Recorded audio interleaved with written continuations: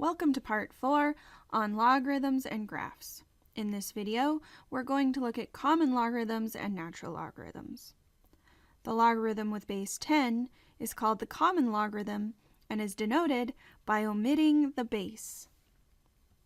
So if we were to see log of x in a textbook or in your calculator, we would assume that it's log base 10 of x, where the base 10 is assumed to be there,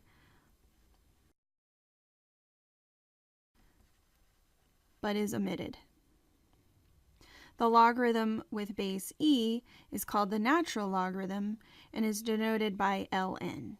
And a lot of times, you'll even hear people read this as ln of x or ln x because that's the letters, and sometimes it's faster to say, but it actually is calculated and has a base of e.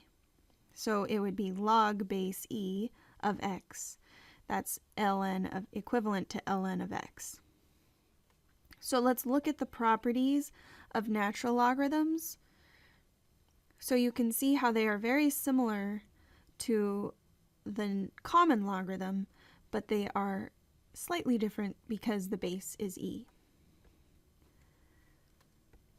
For this first property, we have ln of 1 equals 0. Remember, ln has base e, and so we could say e raised to the 0 power equals 1.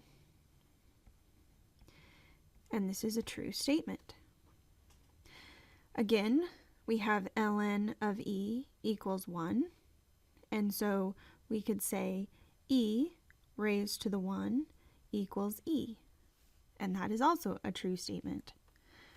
Next, we have natural log of e raised to the x equals x, and by the rules of exponents, we could bring that exponent down front as a multiplication, and we would have x times ln of e equals x. And from a previous statement, we know that ln of e equals 1, so ln of e here is 1, and we get the statement x equals x, which is true. It is a true identity. Lastly, we have e raised to the ln x equals x.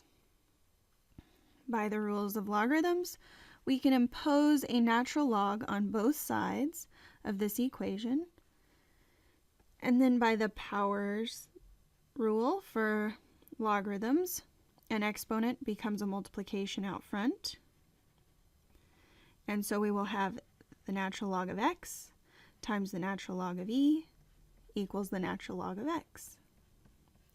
And I know that the natural log of e is equal to 1, so I have again a true statement. Natural log of x equals natural log of x. So with these properties in mind, let's evaluate without a calculator, except for the last two, the following logarithms. We have the natural log of 1 over e. We could rewrite this as the natural log of e raised to the negative 1. And since we know that with exponents we can bring them out front, this would be equivalent to negative 1 times the natural log of e. Well, the natural log of e is just 1, and so we have negative 1. Now let's look at natural log of e to the second. Natural log of e to the second could be written as 2 times the natural log of e. And we know that the natural log of e is 1, so we will have 2 times 1, which is just 2. Now we have the natural log of 5 raised to the 0. I can use the power or exponent rule where the exponent becomes multiplication, and I have 0 times the natural log of 5. When we multiply 0 times anything, we get 0, and so that's the answer to the natural log of 5 to the 0. The next is 2 times the natural log of e. Well, that one's pretty easy to calculate. Natural log of e is 1, and so this is equivalent to 2. Now, e might be a little weird. I hope you're getting a little red flag right here. Natural log of -1 shouldn't make much sense to you, given what we've graphed so far with logarithms. Remember, the logarithm has a shape where it approaches the vertical asymptote at x equals 0. And as we approach the vertical asymptote from the right, the function approaches -infinity. And we know that the function crosses the x-axis at 1. So there is a point in between 0 and 1 where the function drops below the x-axis. So the outputs in this interval are negative. However, the inputs never exist in a negative region. So the values inside your logarithm are never negative. And so we say this situation does not exist. Now let's approximate the natural log of 2. If we look at this, somewhere right around here, on the positive side of the natural log, it's above the x-axis. Let's see what it actually comes out to be. The natural log of 2 is approximately 0.693, etc. We'll just round it to 3 decimal places. So 0.693. Now let's calculate natural log of 0.3. Now remember, the interval between 0 and 1 should be negative values on your logarithm for your outputs. So the natural log of 0.3 is -1.2.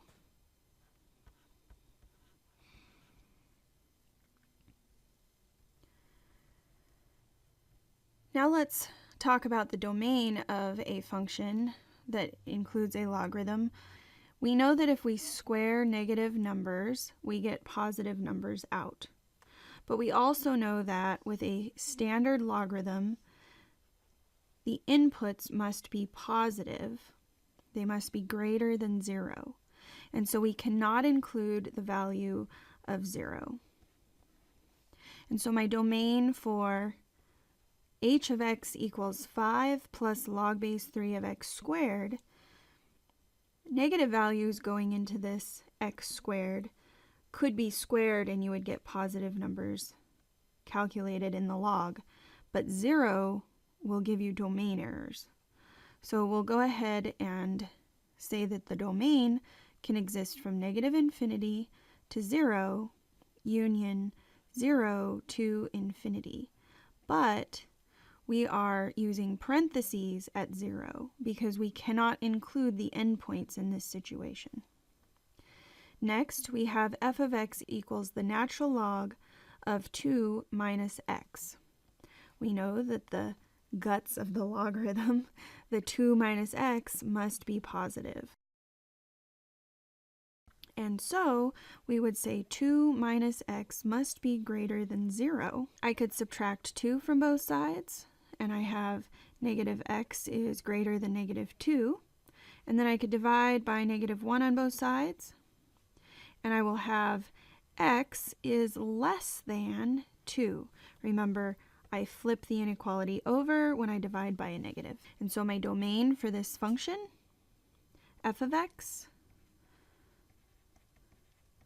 is from -infinity, so open parenthesis, -infinity, comma, 2, close parenthesis, because I can't include 2. Remember, if I include 2, then I will have the natural log of 2 minus 2, which will equal the natural log of 0, and that is undefined. So we can't have that. And then finally, we have g of x equals log base 10 of x minus 6. And this must be positive as well. So we take the x minus 6 and say that must be greater than 0, and then we find what values will make that true. If I add 6 to both sides, I will get x is greater than 6.